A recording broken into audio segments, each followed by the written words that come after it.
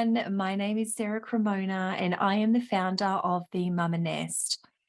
Tonight, we are speaking about navigating our emotional health through conscious living and really focusing on the importance of taking control of our emotional state and really making friends with our inner world. And that may sound a little bit confusing right now, but by the end of the presentation, you will have more of an understanding of the importance of this work and also an awareness tool and a practical tool to support you moving forward. When we have practical tools to support us in our daily life, we have confidence that we can pull something out when we're feeling triggered or reactive, and therefore that allows us to respond instead of react. So in parenting, at work, in so many different situations, this is extremely beneficial. So I hope you enjoy the presentation. I'm hoping to go for around 20 minutes tonight, so nice and short so you can get the most out of our time together. Please reach out if you have any questions at all after the presentation. So, navigating our emotional health through conscious living. So, what is consciousness? Becoming conscious is really about our awareness of our own internal experience and our external experience. So, it's the act of becoming aware of your thoughts, feelings, and body sensations, and really aligning those three factors. So, what is consciousness? We have two ways of being, two ways of living our life. One being automatic, pretty much in fight or flight mode, or two, we can live consciously. Okay, so automatic, when we live our lives reacting as the way we always have, doing what we've always done and repeating the same patterns over and over, this is what we call automatic living. Versus conscious living, where we're living in a grounded state, centered around our inner world, and especially taking control of our emotional state. So I ask you, are you living more reactively or more responsively? Are you living on automatic or consciously? Two really key questions. And I guess the most important question is, where do you want to be living from? So if you find that you're living in a more reactive state or on automatic, you may be looking to move into a conscious state. We need to have a look at that gap in between automatic to consciously or reactive to responsively, and to find out what is in the middle there in that void part. Okay, so a way of doing this is working with our inner world. So the most effective way that we can begin becoming conscious is through taking control of our emotional state. Now, when we think about our emotions, they all serve a purpose, whether we like that fact or not. Most of us have grown up not familiarizing ourselves or being modeled to emotional intimacy or healthy emotional states. And so when we think of emotional intimacy, what is emotional intimacy? Emotional intimacy is to have a close relationship with our emotions, to name them, to express them, and to fully experience them without shame, guilt, or anything else associated with them. So what we're looking to do is manage them and have a caring relationship with them. So most of us have a lot of guilt around expressing emotion. So when someone cries, for example, we try to push the emotion away. We try to make them step back into that positive state because we are uncomfortable with it. And so a lot of the time we find that people express emotions. So they cry and then they cover their eyes, or they fan themselves, or they apologize. And so, as a huge generalization, when we were growing up, this was not modeled to us. So we weren't taught how to express and feel and sit with the discomfort of any emotions that we would class as negative. And so as we move into adulthood, we're unfamiliar with emotions and they're uncomfortable. We've suppressed them for so long that we do not feel okay with expressing them. And so what we need to do in our adulthood, and especially as we become parents, it's almost a relearning process of retraining ourselves to move through the emotion. Because when we think of emotion, emotion is energy. And what does energy need to do? Energy needs to move. Okay, so emotional intimacy, to have that close relationship with our emotions, as I said, to name them, feel them, and express them without any shame or guilt associated to them. Okay, so how does our upbringing contribute to our emotional state in adulthood? Okay, so as a child, if you were denied an emotion, a lot of the time this was extremely common. So what we call this is emotional interruption.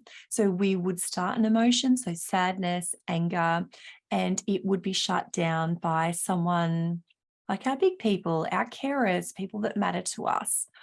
And so you may have heard things like, stop crying, big girls don't cry, go to your room, toughen up, whatever it may have been. And in worst cases, the wooden spoon, belt, and so on. Maybe you were punished, smacked, mocked, judged, rejected, or ignored for expressing what needed to be expressed. And so what happens in these moments, without any conscious awareness of what's happening, we internalize these moments and we make them mean something about us. We make them, well, as children, we did not have the logic to comprehend what was happening in that moment. So we make them mean something about us. So for example, a belief around emotions may be expressing sadness is bad, or I hurt others when I express my big emotions. Or maybe it's even something like all emotions are bad and I'm not safe in my body to feel them. Whatever it might be for you, it's different for everyone. And so we also learn in this state that vulnerability is bad. And so as adults, as parents, we have a really hard time being vulnerable with ourselves, with each other. And what we need to do is make our way back to our inner world and take control of that. Because when we can take control of that, we can experience everything else in a different way and live more consciously, more aware. Okay, so this brings me to our first awareness exercise. So if you could just grab a pen and paper, and if you need to pause after this page to work through the exercise, please feel free to. So what we're going to do is go through a couple of the core emotions that we are most familiar with. And what we're going to do is really start to notice in our body what arises when we tap into that emotion. So what we're doing here is we're really trying to develop an inner sense of ourselves. So really noticing what's happening for us internally. What's our heart rate doing? Is it fast or slow? Is our body feeling, a temperature of hot or cold? What's our breath doing? Are we breathing deeply or really shallow? And we want to also notice our physiology.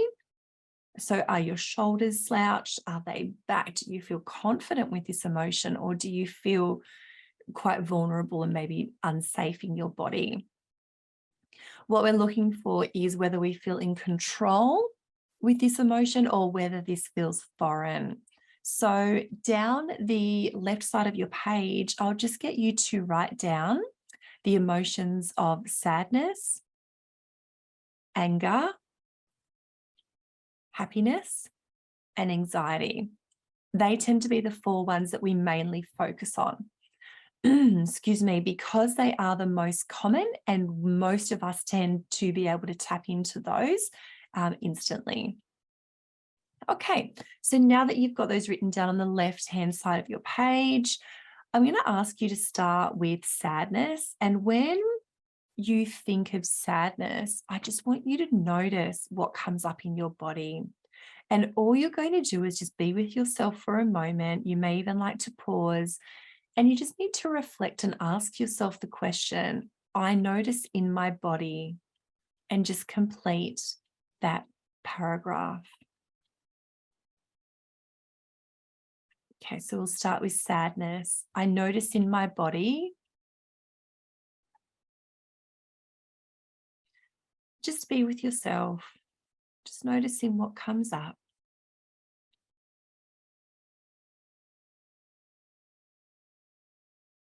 Okay, and the next emotion is anger. So just pause here, and again, I notice in my body.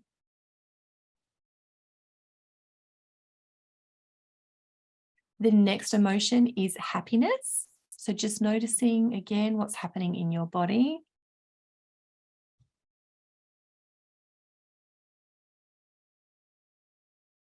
And the last one is anxiety. So just noticing again, I notice in my body.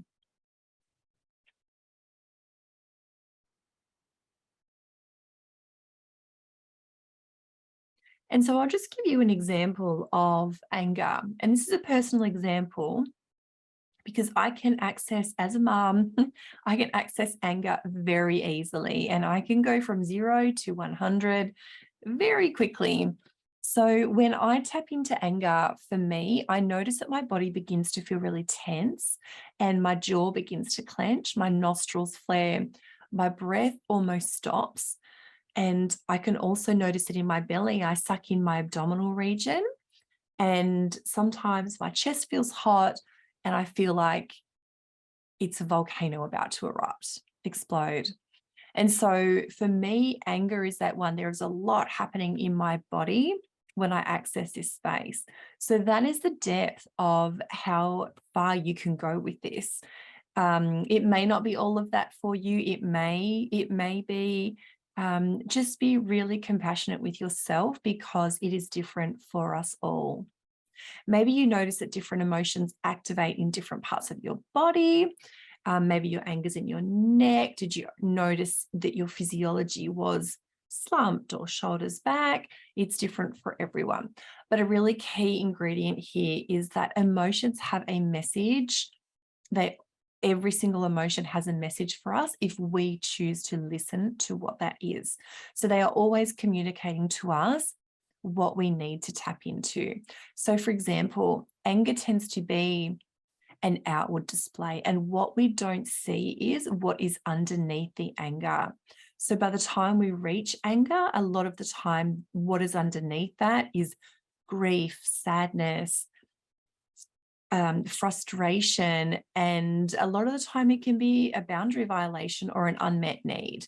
And then all we see, or all other people see, maybe your kids, is that outward display of anger. And so the message that anger is giving us is primarily, this is a boundary violation or an unmet need. Okay. Sadness tends to be, the message tends to be loss. Happiness, the message is that you are aligned with interest, that there's a lot of pleasure or expansiveness, so growth. And the last one, anxiety. Anxiety is a signal. It's a signal for us to come back into the present moment, that we are not aligned and we're thinking too far in the future. And anxiety tends to be a lot about needing to control things to feel okay. So there's two main strategies I'll quickly mention. If you run a strategy of anxiety, for you, you really need to learn to regulate yourself. However, if you run an avoidance strategy, so suppressing, shutting down, avoiding emotions, turning away when maybe somebody says something that you don't like, for example, if you're running an avoidance strategy, you need to co-regulate with others. Now, if you would like to know more about this, I would be happy to jump on a quick call with you or send you any other information about this. It's truly fascinating. Once we can tap into this for ourselves, it is completely life-changing. All right, so we're going to jump into our practical tool now. So number one, we have looked at awareness, and now we're looking at our practical tool. So the practical tool is a very easy 4-step tool, and it's called Name It, Own It, Feel It, Let It Be.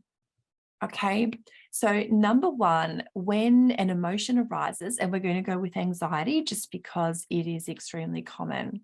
When you are tapping into that emotion in the early stage, you really want to jump onto this practical tool as soon as possible. Okay, so you wake up in the morning, you notice that anxiety, that you feel anxious, and you think to yourself, for what reason am I anxious? Okay, what you're going to do is you're going to name it. Right now, I feel anxious. Okay, it's really important that we label to connect with that emotion. Number two is you're going to own it. So you're going to say to yourself, no one can make me feel anything unless I allow it. Okay, we are in control of us. We are taking responsibility for ourselves and our response to this emotion. Next, we're going to feel it. So we're really going to notice where it is in our body, and we're going to breathe through it. So where in my body do I feel this? Locate the sensation, and you're going to turn towards it. So what we want to do here is not fight it away, but we want to accept it, kind of like we are making friends with it instead of rejecting it. And you can say to yourself here, it is okay that I feel this. Okay, and the next step, the final step, is we let it be. All right, we need to allow the natural progression for that emotion to be present in your body, in our body, and know that it will pass when it's ready. Okay, so like we said before, all emotions are energy in motion. They serve a purpose. They all have a meaning, and they are designed to be fleeting. They're not designed to be there forever. So what we can do here is look for evidence that we have in the past completed this emotion and have been okay after experiencing that emotion. When we are working through these emotions, name it, own it, feel it, let it be, you really want to be consciously aware of what you're telling yourself here. So the language that you're using. So are you using language like is that thought process? I can't handle this. I'm weak. I don't need this right now. Because this language is not going to support you, because this is the preempt for sliding into panic. Okay. We want to enable ourselves with positive mantras to support us if we can. So more something positive, maybe something like, I'm in control of my vessel, or I have everything I need within me now. I have evidence that I have completed this emotion in the past. I am okay. I back myself. Whatever it is for you, find a mantra or something that is going to support this practical tool so that you are not focusing on the I can't and I need it to stop. It's like, no, I'm making friends with this. It is okay that I feel this. Okay. So in summary, we all have emotions and we are not our emotions. There are no good and bad emotions. It is okay to feel without shame. All emotions are within you and need to be expressed. And so what, again, back to compassion, we are all learning these new skills. So we don't want to beat ourselves up. If you don't get it right, it's not about getting it right. It's about meeting yourself where you are and trying again. Because what is going to get you through this is consistency. If you can continue to practice these steps consistently on a daily basis, if you need, you are going to take control of that inner world a lot sooner than someone that just tries it once a month, every now and then. Okay. What I've found really works well is I still have a sticky note on my desk. Name it, own it, feel it, let it be. It sits here all the time. And it just serves as a great reminder for me to always come back to that. If there's something that I feel like I cannot deal with, that just helps me. So if you need to pop the sticky notes around your house, in your car, in your workspace, promote it to your friends, your employees, please pass this message along and please value consistency, because that's what's going to really serve you moving forward. Here's my contact details if you would like to connect on socials or have a look at the work that I do with women and mothers. So again, I'm a conscious motherhood coach. However, I do work with women on becoming conscious, creating more meaning in their lives and connecting deeper with themselves and aligning all of those parts of themselves. I do a lot of work on purpose, of women accessing their purpose and living in alignment with who they desire to be. So finally, I just really want to acknowledge everyone for being here and for sharing this space with me. I truly hope it's been valuable, and I would love to hear from you after this to hear what you've taken away and how this is working for you. So thank you from the bottom of my heart for being here and sharing this space with me. See you later.